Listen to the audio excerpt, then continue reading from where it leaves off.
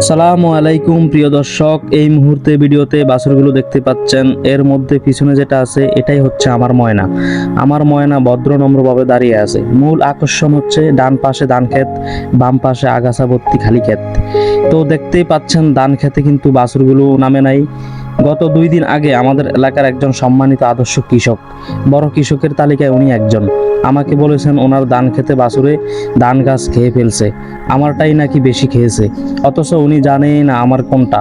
বলার পর দেখানোর পর পর বলল, হ্যাঁ এই বাছুরটাই বেশি খাইছে। যাই হোক, এটা আমি মেনে নিতে পারি নাই। তারপরও আমি সম্মানের সাথে বলছি, আচ্ছা হাওলাদার ভাই। হ্যাঁ, হাওলাদার ভাই বলতে আমি তাকে হাওলাদার ভাই বলেই সবসময় ডাকি। কাল থেকে বেঁধে রাখবো বা দেখে শুনে রাখার চেষ্টা করব। তো সর্বশেষ কথা, এগুলো পশু প্রাণী, মানুষের মতো তো আর বোঝে না। হয়তো আজ খায়নি, সেদিন হয়তো খেয়েছে। সেটা আমারও হতে পারে বা অন্য কারো হতে পারে। আমি জোর দিয়ে বলতে পারবো না যে এই মিয়া আমার বাছুর খায়নি। একেবারে দোয়া তুলসী পাতা না। বাছুর যেহেতু ছোট এজন্য ছাড়া, তাই যেতেই পারে, খেতেই পারে। তো আমরা সবাই চেষ্টা করব যার যার বাছুর দেখে রাখার জন্য। এটাও মাথায় রাখতে হবে, একজন কৃষক অনেক কষ্ট করে ফসল ফলায়, অনেক খরচ, অনেক কষ্ট। সব সাধকের বড় সাধক আমার দেশের শাসা।